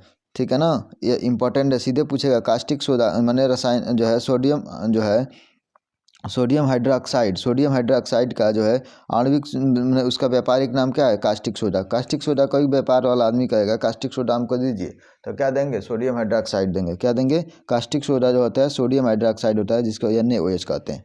ठीक है ना। और धावन सोडा कहेगा धोने वाला सोडा, तो क्या देंगे, उसको धोने वाला सोडा माने तो सोडियम बाइकार्बोनेट देंगे, Na2CO3 इसका फार्मूला होता है। और 10H2O, इसमें 10 अणु जो है जल होते हैं। ठीक है ना। जो सरफ हम लोग घर पे यूज करते हैं ना, सरफ जिसको धावन सोडा कहते हैं, ठीक है ना, उसको सोडियम बाइकार्बोनेट उसका रासायनिक नाम है। और उसको Na2CO3 और 10H2O उसमें रहता है, मतलब 10 जो है 10 अणु उसमें जल होता है। तो पूछेगा कितना अणु जल होता है, सीधे एग्जाम में पूछता है, तो 10 अणु होता है। ठीक है ना। नहीं तो जो 2 दे देगा, 10 की जगह पर 2 दे देगा तो हमको मालूम नहीं होगा तो समस्या हो जाएगा। ठीक है ना। तो आप लोग को मालूम होना चाहिए 10 की जगह पर 2 नहीं दे। ठीक है ना, इसको चेंज करके भी देता है। चलिए न, तो बस यहाँ इतना ही दे देगा ना तो कोई दिक्कत नहीं है, Na2CO3 तब कोई दिक्कत नहीं है। लेकिन जब वो देगा तो उसको ध्यान में रख के करिएगा। देखो खाने का सोडा जो होता है, खाने का सोडा, तो खाने का सोडा, ठीक है ना, खाने का सोडा या खाने का सोडा जो होता है वो क्या होता है, सोडियम बाइकार्बोनेट होता है। क्या होता है, सोडियम बाइकार्बोनेट होता है, जिसको NaHCO3 कहते हैं। क्या कहते हैं, NaHCO3। देखो सोडियम जो है साधारण नमक का फार्मूला क्या होता है, सोडियम क्लोराइड होता है। साधारण नमक जो है हम लोग यूज करते हैं घर पे, वो साधारण नमक है, उसका फार्मूला क्या होता है, सोडियम क्लोराइड होता है, जिसको क्या कहते हैं, NaCl कहते हैं। और लाहौरी नमक जिसको कहते हैं, लाहौरी नमक होता है, ठीक है ना, जिसको पोटेशियम क्लोराइड कहते हैं, KCl कहते हैं। क्या कहते हैं, KCl पोटेशियम क्लोराइड कहते हैं। सुनेगा कि KCl जो होता है लाहौरी नमक का फार्मूला क्या होता है, तो KCl जिसको पोटेशियम क्लोराइड करते हैं। ठीक है ना, पोटेशियम क्लोराइड कहते हैं। चलिए आगे बढ़िए, एक एक पॉइंट को मैं डिस्कशन कर रहा हूँ, एक भी पॉइंट को छोड़ूंगा नहीं, हर एक पॉइंट को मैं समझाऊंगा कि किसी भी स्टूडेंट को समस्या ना हो। ठीक है ना, मेरा सिद्धांत ये है कि मैं हर एक स्टूडेंट को सिखा कर छोड़ूंगा। चलिए, लाहौरी नमक का मतलब हो जाएगा पोटेशियम क्लोराइड, KCl। और कह रहा है हारा कशिश माने फेरस सल्फेट, इसको फेरस सल्फेट कहते हैं, हारा कशिश को। सीधे कहेगा हारा कशिश का रासायनिक नाम क्या है, तो फेरस सल्फेट कहेंगे। ठीक है ना। या फिर SO4 इंटू 7H2O। ठीक है ना, क्या होता है, फेरस सल्फेट या फिर SO4 और जो होता है 7H2O होता है, FeSO4 कर देंगे। नीला थोथा कहेगा, नीला थोथा किसको कहते हैं, तो कापर सल्फेट को। ठीक है ना, नीला थोथा कहेगा किसको कहते हैं, तो कापर सल्फेट को। इसका फार्मूला जो होता है CuSO4, क्या होता है, CuSO4 5H2O। क्या होता है, CuSO4 5H2O होता है। कास्टिक जो है कास्टिक लोशन का फार्मूला क्या होता है, तो कास्टिक लोशन को कहते हैं सिल्वर नाइट्रेट। क्या कहते हैं, सिल्वर नाइट्रेट, AgNO3, ठीक है ना, सिल्वर नाइट्रेट कहते हैं, AgNO3 कहते हैं, ठीक है।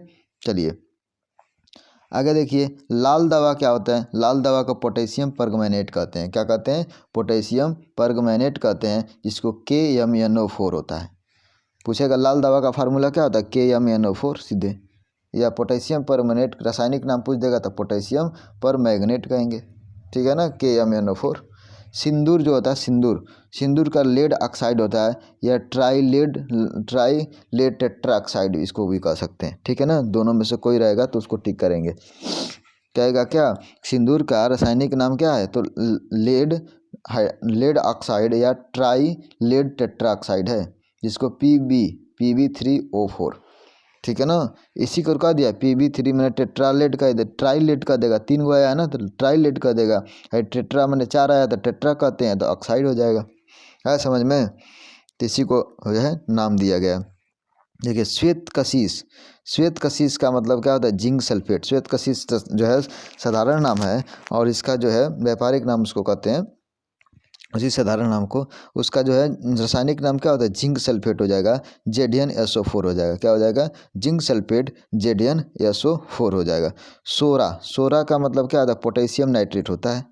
सोरा, सोरा पूछेगा क्या, सोरा का रासायनिक नाम क्या होगा, पोटेशियम नाइट्रेट होगा, और जो है क्या होता है, KNO3 होता है, क्या होता है, KNO3 होता है। चलिए आगे बढ़िए, एक एक पॉइंट को आप समझिए, एक एक पॉइंट को कॉपी में जो है लिख लीजिए, अगर लिख लेंगे तो आपके लिए फ़ायदा करेगा, क्योंकि एग्जाम में यहीं से क्वेश्चन रहेंगे, अब मालूम नहीं रहेगा, याद नहीं रहेगा तो कहाँ से कर पाएंगे। आपको देखने पर लग रहा है कि हमको याद है, लेकिन आप लिखिए उसको, कई बार देखिए, कई बार लिखिए, तब याद रहेगा। एक बार कोई भी काम करने से ढंग नहीं आता, अगर एक बार हर कोई भी काम करने से अगर आदमी के इंसान को आ जाए, या पढ़ाई भी कर लेने से एक बार हर इंसान को आ जाए, तो हर कोई जो है पढ़ के कुछ भी कर सकता है, ठीक है ना। चलिए सोरा का अभी बताएं, सोरा का जो है पोटेशियम नाइट्रेट KNO3 होता है। बिरंजन चूर्ण जिसको ब्लीचिंग पाउडर कहते हैं, नहीं बिरंजन सफ़ेद वाला जो रहता है ब्लीचिंग पाउडर, उसी को कैल्शियम ऑक्सीक्लोराइड इसका नाम है, क्या नाम है रासायनिक नाम, कैल्शियम ऑक्सीक्लोराइड, जिसको CaOCl2 कहते हैं, CaOCl2 कहते हैं। देखिए ऐसे भी लिख दिया रहेगा ना, CaCl, ऐसे CaO और Cl2 अलग भी लिखा रहेगा, चाहे ऐसे भी दे दिया होगा तो उसका मतलब वही समझेंगे, ठीक है ना। ये देखिए यहाँ पर O लगाए हैं बीच में, तो ऐसे समझेंगे, ठीक है ना। चलिए देखिए उसके बाद से जिसका बिरंजन चूर्ण का ब्लीचिंग पाउडर कहते हैं ना, इस जो ब्लीचिंग पाउडर कहते हैं साधारण नाम है, या बिरंजन चूर्ण का, दोनों का मतलब एक ही है, उसको कैल्शियम जो ऑक्सीक्लोराइड या CaOCl2 कहते हैं। चलिए जिप्सम के बारे में देखिए, जिप्सम को कहते हैं, जिप्सम जो है साधारण नाम है, उसका रासायनिक नाम है कैल्शियम सल्फेट डाइड जो है हाइड्रेट, ठीक है ना, जो है डाई हाइड्रेट होता है, कैल्शियम सल्फेट और डाई हाइड्रेट होता है, उन्हें हाइड्रेट कितना होगा, डाई होता है, H2 होता है, 2H2 होता है। देखिए यहाँ पे क्या हो जाएगा कि CaSO4, कैल्शियम सल्फेट का हो जाएगा CaSO4, और इसमें H2O बस लगा रहता है, 2 गो, ठीक है ना, यहाँ पे लिखा नहीं है, लिखा रहता है। देखो चीनी, चीनी का क्या हो जाएगा, सुक्रोज, चीनी क्या है, चीनी साधारण है, और उसका जो है रासायनिक नाम क्या है, सुक्रोज है। तो चीनी का सीधे फार्मूला क्या होता है, C12H22O11 होता है। C12 मैंने कार्बन कितना होगा, 12 होगा, हाइड्रोजन कितना होगा, 22 होगा, और ऑक्सीजन कितना होगा, 11 होगा। ये कहेगा तीनों का अनुपात लिखने के नहीं लिख लेंगे कि 12:22:11, ऐसे लिख सकते हैं। मैदा, मैदा होता है ना जिसको कहते हैं स्टार्च, मैदा जो होता है इसको कहते हैं स्टार्च, इसका फार्मूला क्या होता है, तो C6 क्या होता है, C6H10O5 होता है, क्या होता है, C6H10O5 होता है, और लास्ट में N लगा रहता है कि N 1 2 3 क्या है, N नंबर होगा। चलिए आगे देखिए, सुहागा जिसको कहते हैं, जिसको कहते हैं बोरेक्स, सुहागा जिसको क्या कहते हैं, बोरेक्स कहते हैं, तो बोरेक्स का क्या हो जाएगा, Na3 और BO3 हो जाएगा, क्या होगा, बोरेक्स का Na3 और BO क्या हो जाएगा, 3 हो जाएगा। चलिए ईंधन गैस, जलाने वाली गैस जिसको ईंधन गैस कहते हैं, मीथेन गैस, ठीक है ना, ईंधन गैस का आ जाए चाहे मीथेन गैस का आ जाए, तो उसको क्या, उसका फार्मूला क्या होता है, CH4 हो गया, क्या होगा, CH4, या जैविक गैस का आ जाए तो इसका मतलब वही है। देखो चाक, चाक के बारे में, चाक जिसको संगमरमर का पत्थर, चाक जिसको कहते हैं संगमरमर का पत्थर, कैल्शियम कार्बोनेट इसका फार्मूला होता है। चाक का जो है कैल्शियम कार्बोनेट होता है CaCO3, सीधे कैल्शियम कार्बोनेट जिसको चाक कहते हैं, संगमरमर का पत्थर कहते हैं, उसका रासायनिक सूत्र क्या होगा, CaCO3 होगा। बुझा हुआ चूना, बुझा हुआ चूना का जो है बुझा हुआ जिसमें पानी मिला दिएगा उसी को बुझा हुआ चूना कहेंगे, तो कैल्शियम हाइड्रो ऑक्साइड कहेंगे। क्या कहेंगे, कैल्शियम हाइड्रो ऑक्साइड कहेंगे, जिसका रासायनिक नाम क्या, इसका सूत्र क्या हो जाएगा, CaOH का होल ट्वाइस हो जाएगा। बुझा हुआ चूना का रासायनिक सूत्र पूछेगा तो CaOH का होल ट्वाइस, या उसी को कैल्शियम हाइड्रो ऑक्साइड कहते हैं। चलिए लाफिंग गैस के बारे में देखिए, चलिए आगे बढ़ा रहे थे थोड़ा सा। देखिए लाफिंग गैस, लाफिंग गैस जो हंसाने वाली गैस को क्या कहते हैं, लाफिंग गैस कहते हैं, वो हंसा रही है ना, तो नाइट्रस ऑक्साइड क्या कहते हैं, नाइट्रस ऑक्साइड N2O। देखिए इसको ध्यान दीजिएगा, NO2 भी दिया रहेगा, ठीक है, नाइट्रोजन डाइऑक्साइड भी दिया रहेगा, तो NO2 नहीं मारेंगे, N2O जिसको नाइट्रस ऑक्साइड इसका रासायनिक नाम है। नहीं तो नाइट्रोजन डाइऑक्साइड NO2 मार दिए तो गलत हो जाएगा। ऐसे भी दिया रहता है ना, NO2 ऐसे भी दिया रहता है, मालूम नहीं चला कि N2O है कि NO2 है, ठीक है ना। तो ध्यान रखिएगा, इस चीज़ को लिखिए, बार बार समझिए, तभी आएगा। नहीं सोच रहे हैं कि आप जो है एक बार में पढ़ लें तो आ जाए, नहीं आने वाला है, ठीक है ना। चलिए अब देखिए यहाँ पे जो इसको जो है लाफिंग गैस नाइट्रस ऑक्साइड का फार्मूला N2O होता है। बिना बुझा हुआ चूना, अगर जिसमें पानी ही नहीं डाला गया है तो कैल्शियम ऑक्साइड हो जाएगा ना, CaO हो जाएगा। ऐसा समझ में, अब बुझा हुआ चूना का क्या हो जाएगा, CaOH का होल ट्वाइस हो जाएगा, ठीक है। चलिए शराब या स्प्रिट, शराब हो चाहे स्प्रिट हो, उसका फार्मूला, शराब को ही, शराब का और स्प्रिट का दोनों का फार्मूला क्या होता है, तो ईथे जो है इसका रासायनिक नाम क्या होगा, इथोनॉल। क्या होगा, इथोनॉल होगा, इथोनॉल होगा। C2H5OH होगा, क्या होगा, C2H5OH होगा, ठीक है। चलो सिरका, सिरका क्या क्या हो जाएगा, एसिटिक एसिड हो जाएगा। सिरका का जो हो जाएगा फार्मूला क्या होगा, एसिटिक एसिड हो जाएगा, जिसको कहते हैं CH3COOH कहते हैं। एसिटिक एसिड का फार्मूला को जो पूछेगा क्या होगा, CH3COOH होगा, जिसको कहते हैं, क्या कहते हैं, सिरका कहते हैं। चलिए सफ़ेदा, सफ़ेदा का जिंक ऑक्साइड होता है। सफ़ेदा जो होता है ना, सफ़ेद आदमी कहता है सफ़ेदा लगा देंगे तो ये जो है कोई कलर हो जाएगा तो उसको सफ़ेदा कर देंगे, तो उसको क्या कहेंगे, उसमें जिंक ऑक्साइड होता है। क्या होता है, जिंक ऑक्साइड। सफ़ेदा का जो है रासायनिक नाम क्या होगा, जिंक ऑक्साइड होता है, ठीक है। नौसादर, चलिए इसे थोड़ा हटा दें।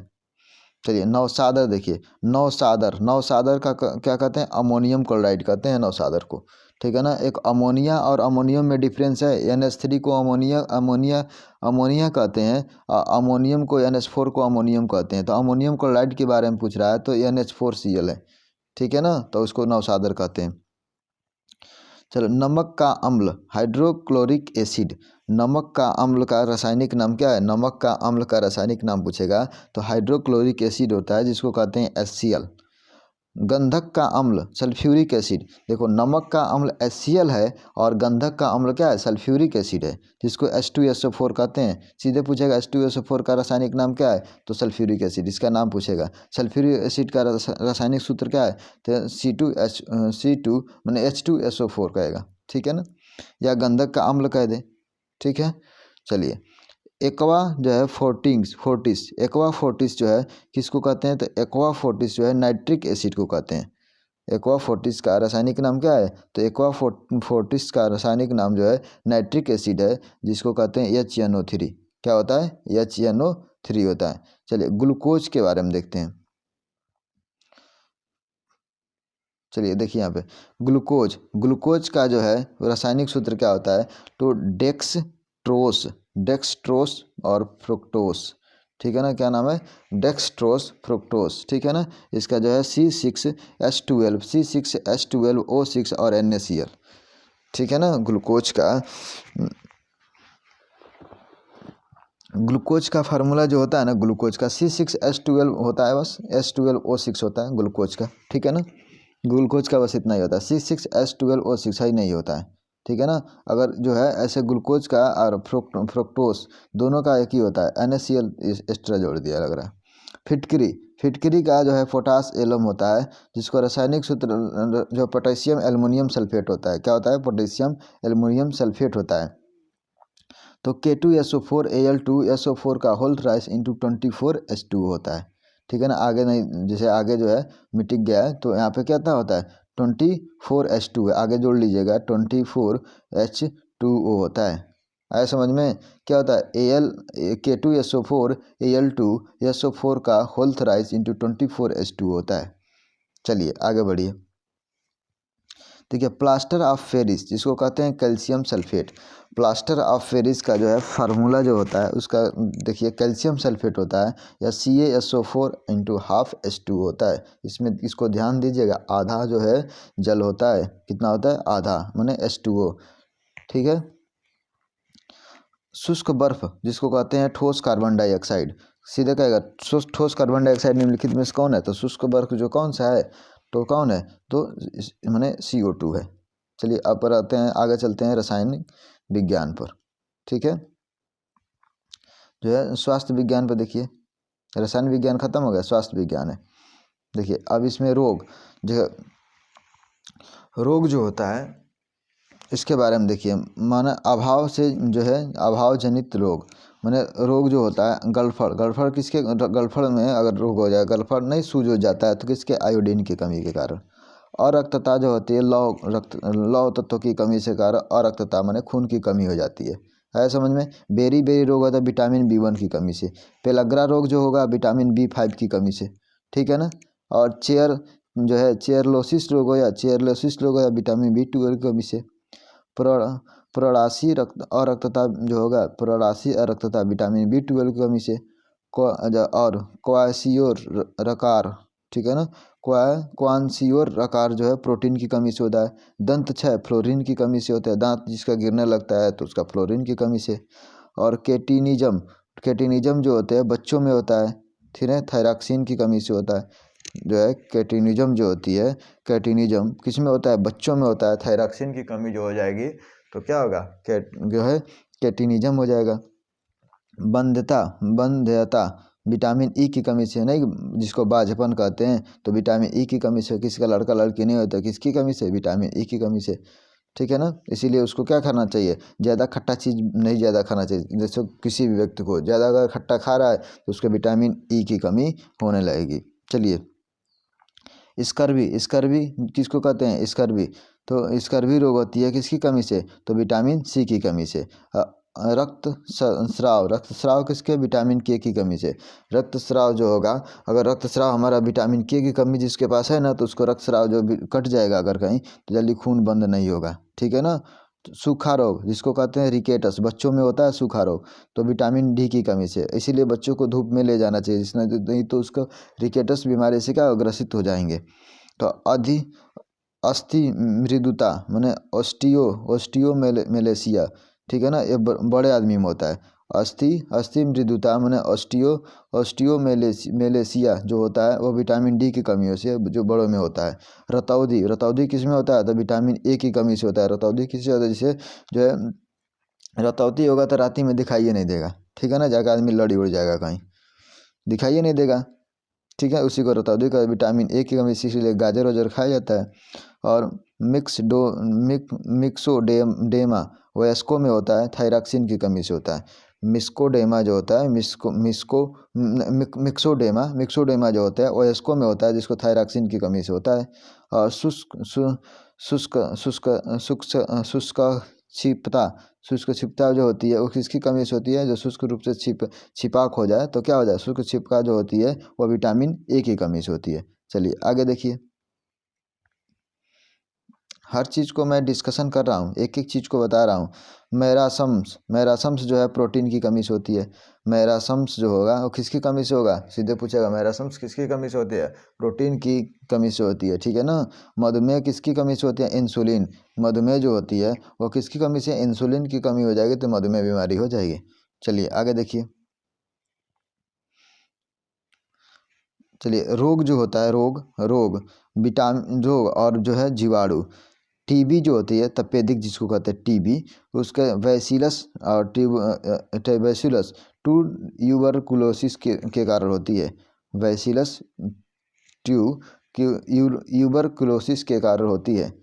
जीवाणु पेचिश जो होता है वो क्या, वैसिलस और डायसेंट्रीज के कारण होती है। प्लेग जो होता है बैसिलस और पेस्टिस के कारण होता है। और टिटनेस जो होता है बैसिलस जो है टिटेनी के कारण होता है। और निमोनिया जो होती है वो किसके कारण होती है, तो डिप्लोकोकस के कारण होती है, डिप्लोकोकस के कारण होती है। और सुजाक या जो है गोनोरिया, सुजाक या गोनोरिया जो होती है गोनोकोकस निसेरिया के कारण होती है। किसके कारण, जो है गोनोकोकस निसेरिया के कारण होती है।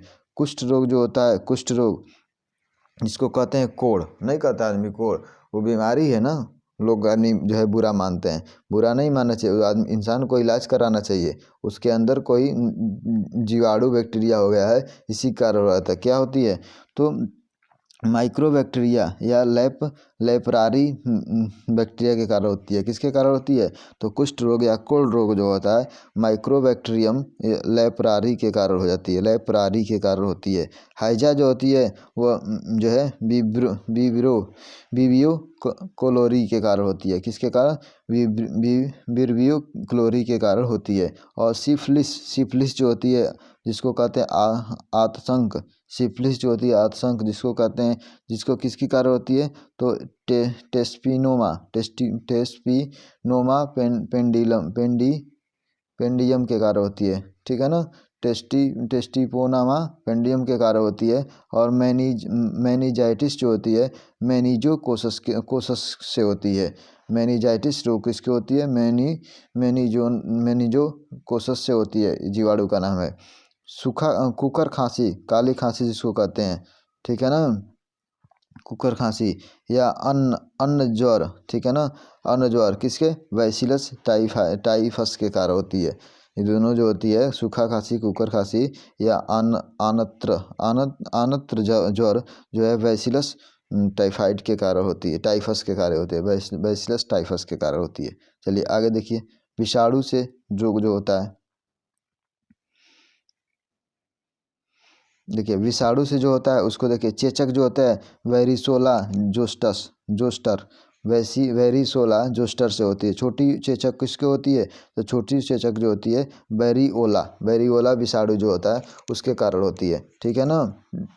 उसके बाद है सन्निपात ज्वर किसके कारण होती है, रेबीज के कारण। सन्निपात ज्वर किससे होती है, रेबीज के कारण। डेंगू जो होता है जो है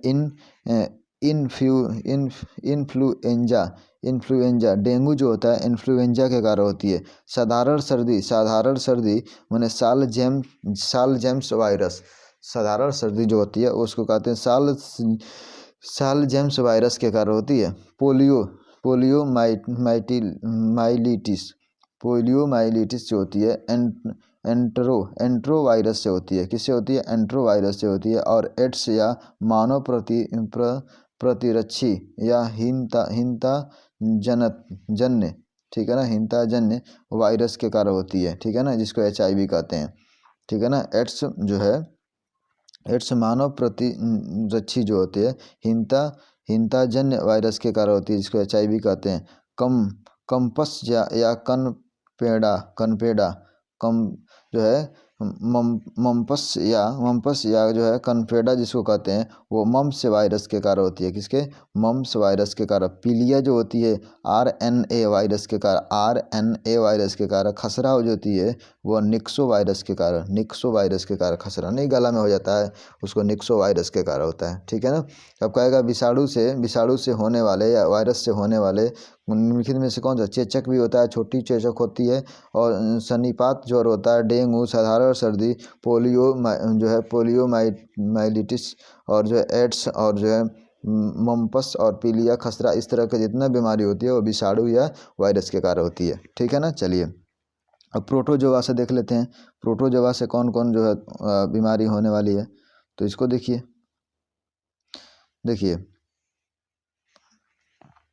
प्रोटोजोआ, ठीक है ना, प्रोटोजोआ जनित रोग माने इससे जो होते हैं एंट अमीबा जो होती है, एंट अमीबा जो होगी, डायरिया जिसको कहते हैं एंट अमीबा, ठीक है ना, एंट अमीबा हिस्टोलिटिका डायरिया जिसको कहते हैं, ठीक है ना। इस तरह से जो बीमारी होती है उसके बाद से प्लाज्मोडियम किसके कारण होती है, तो या फिर क्या डायरिया जिसको कहते हैं, और अफ्रीकी निद्रा रोग इसको कहते हैं, ठीक है ना, अफ्रीकी निद्रा रोग। और प्लाज्मोडियम वायरस के कारण होती है। फायरिया जो होती है लेमिनिया के कारण होती है, ठीक है ना। इस तरह से इसमें जो है प्रोटोजोआ जनित रोग होता है। चलिए आगे देखते हैं इसमें। अब बस इस वीडियो में इतना ही। आगे जो है हम लोग अगले वीडियो में क्या करेंगे, MCQ टेस्ट को सॉल्व करेंगे, और इसमें जितना ज़रूरत है बहुत भी इम्पोर्टेंट ये टॉपिक है जितना मैं आपको बताया हूँ, ठीक है ना। इसके बाद से हम जो है भौतिक विज्ञान के जितना आर्मी GD क्लर्क जितना भी क्वेश्चन पूछा हुआ है उसको मैं एकदम बेहतरीन तरीक़ा से जो है MCQ के फॉर्म में बताऊंगा, ठीक है। चलिए इसमें जो है अगर वीडियो अच्छा लगे तो लाइक करें, सब्सक्राइब करें तथा अपने दोस्तों में शेयर करना ना भूलें। देखिए अगर आपके दोस्त भी army GD, army clerk, army जो है नर्सिंग की तैयारी करना चाहते हैं, SSC GD की तैयारी उस सबको भेजिए, क्योंकि इसी से क्वेश्चन आएगा। मैं दावा करता हूँ कि इससे ज़रूर क्वेश्चन आएगा, ठीक है ना। इससे जो है क्वेश्चन आएगा, तो आप इसको भेजिए कि अपने दोस्तों में भी क्या उन अपने दोस्त को, आपके दोस्त को भी क्या है उससे फ़ायदा हो, ठीक है। नमस्कार।